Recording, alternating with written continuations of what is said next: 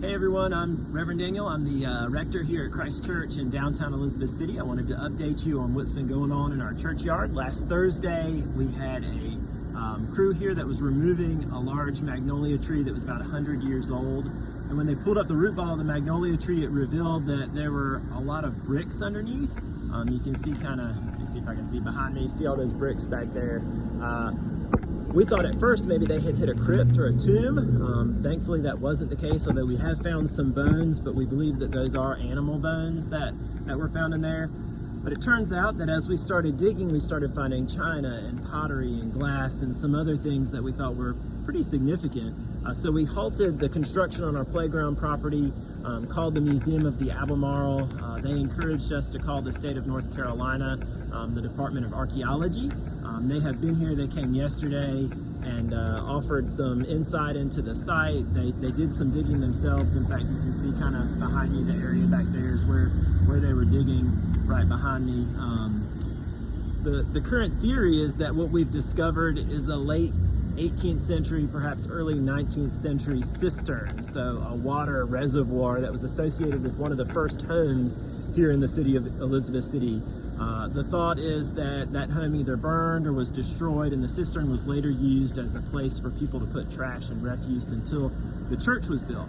Now, the church was built in 1856, and it replaced an earlier church that sat just a little bit further behind this one that was built in 1825. So the theory is that this cistern and the items that are inside of this cistern actually date to before the 1825 church. Most of the artifacts that have been pulled out date to the late 1700s, early 1800s.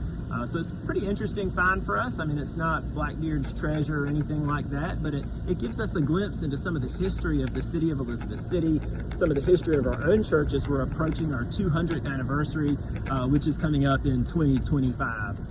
So I can show you a little bit of the site itself. I'm going to turn my phone around.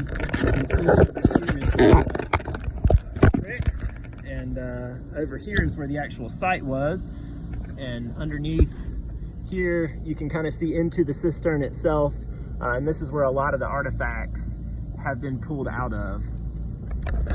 So I'm going to go ahead and cut this off, and then we're going to go inside and I'll show you some of the objects that we found inside the church. Inside the church pantry now, where we're keeping some of the artifacts that have been found, and I would like to say that a special thanks from the church to the team that came out and found the overwhelming majority of these artifacts. This was a group of parishioners that came when they found out that the backhoe had struck into something, and if it wasn't for their willingness to go in there and start digging, we would have never had any idea what was in there. It would have never got the attention of the museum or of the folks in Raleigh. So a special thank you to Ian Lawry, to Robin Nix, to Sam Monclaw, and to Alice Monclaw. These are the ones who really did the digging and the dirty work, and then they have followed that up with research over in the Register of the Deeds to find out who owned those early homes in Elizabeth City that sat here on the property in which the church is built now.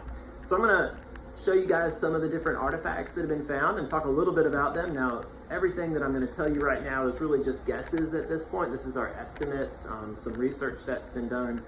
Ian Lawry has done a lot of research himself and been able to identify some of these, as well as some of the folks from the Museum of the Albemarle and our archaeologists from Raleigh. So I'm going to tell you a little bit about them. So let me turn around here and move my phone. All right. So these are different artifacts. Those are my sunglasses. Those are not an artifact.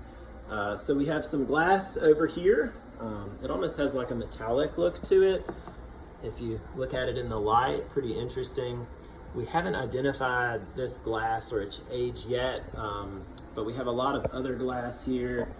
All these different pieces of glass and shards, different colors. You can see some porcelain, some china. Now back here, this is one of what we believe is one of the oldest artifacts that's been discovered. This was a jug that we believe can date to perhaps even the early 1700s, maybe the 1720s. So it's an early piece there. Over here we have some more glass, different shards, the tops of some wine bottles.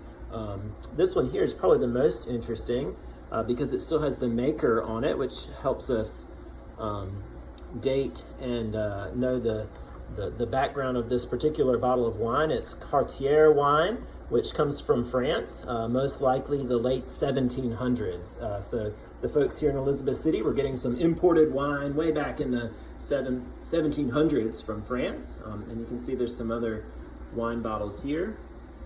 We have another jug over here that's a little later. This is probably the early to mid 1800s when this particular jug was made. And as we move over here, we see that we have quite a bit of china, dishware. There's some transferware from the mid 1800s, early to mid 1800s. We have some Staffordshire chintz, which came from 1810 to 1830. And then up here, again, some of the oldest pieces. This is some Chinese porcelain, probably from the mid to late 1700s. This was hand-painted porcelain, so this was imported as well. Over here we have some other pieces of china and dishware. This here is called mocha ware. That comes from late early 1800s. Up here is some springware from the mid to late 1700s. And then one of the newest pieces, this is some Staffordshire transferware, and this is more from the late 1800s. So we've got some interesting pieces here, and I'll kind of go back over these before I move on to the shells and bones and that sort of thing. So you can see all these wonderful pieces. Now back here, you can see where we have our bones that were discovered. This was one of the first bones discovered. That's why we thought we may have hit a crypt initially, but then not far from it, we discovered these jaw bones. So it's clear that this is a hog or a boar or something related to that.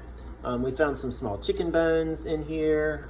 We found a lot of shells, a lot of seashells. You know, we're not far from the coast here. This is charred wood, perhaps indicating that maybe the house that was associated with this cistern may have burned at some point and then been pushed into the cistern itself. There's a lot of coal. We think the coal actually dates to much later. Christ Church, the 1856 building, had a coal burning heater, and the coal chute was not far from where this is. We've got quite a few other bones in this bag, some other seashells, and then various different types of rusted metals. So that's pretty much everything that we have, or everything that we found to date. We're hoping to find more items, and again, a special thank you to our church team that's been working hard not only to find these things, but to research them, to catalog them, to clean them. So we are blessed to have some wonderful parishioners here at Christ Church that care deeply about the history of this place. Thanks again, and I'll hope to update you soon.